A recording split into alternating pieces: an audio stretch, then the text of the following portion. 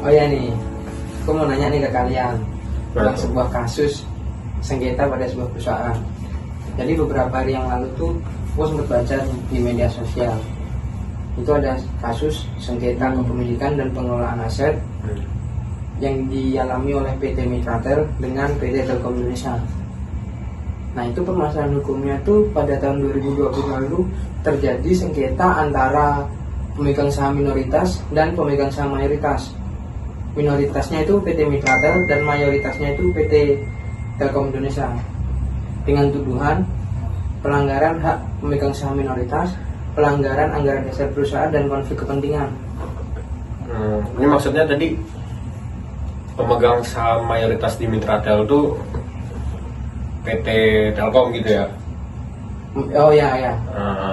Nah Bim, untuk konteks di Indonesia tuh badan hukum perusahaan yang umum tuh perseroan terbatas. Nah itu tuh diatur pada Undang-Undang Nomor 40 tahun 2007 tentang perseroan terbatas. Nah itu pernah beberapa kali sih mengalami perubahan. Terakhir tuh disesuaikan oleh Omnibus Law Cipta Kerja. Terus itu tuh ada ciri-cirinya juga sih. Ciri-cirinya tuh yang pertama, badan hukum yang terpisah dari pemiliknya. Terus yang kedua tuh memiliki pemegang saham minimal 2 orang. Terus juga ada saham bisa diperjualbelikan.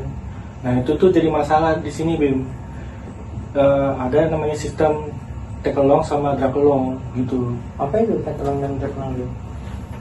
Jadi gini Bim, kalau perusahaan itu kan kepemilikannya kan berupa saham tadi kan. Nah ada saham pemegang saham mayoritas, pemegang saham minoritas. Pemegang saham mayoritas itu ya biasanya yang punya pemilik PT itu, sedangkan pemegang saham minoritas ya investor. Nah kalau take along itu pemegang saham minoritasnya itu bisa mengambil keputusan di perusahaannya juga. Kalau drag along itu pemegang saham minoritasnya itu mengikuti keputusan pemegang saham mayoritas gitu. Nah aku pernah dengar soal yang kamu bilang itu Bim, permasalahan soal itu tuh tentang direksinya sebenarnya yang bermasalah. Jadi direksinya itu ngejual aset dari PT Miratel ya. Dia tuh ngejual aset PT Miratel ke PT Telkom Firma, kalau nggak salah namanya Firma. Jadi tuh dia jual 15 triliun ya dia jual aset dari Mitratel, otomatis valuasinya turun dong, valuasi perusahaannya kan asetnya kan dijual. Nah pemegang saham minoritas komplain lah valuasinya turun kan gitu. Jadi itu dibawa tuh sampai ke pengadilan. Jadi pemegang saham minoritasnya itu menggugat PT Telkom gitu. Terus gimana hasil sidangnya kan? Nah hasil sidangnya itu dibalikin lah, 15 triliunnya dikembalikan ke PT Mitratel. Apa tadi? Ya, itu dah. Mitratel. Terus juga direksinya diubah lagi.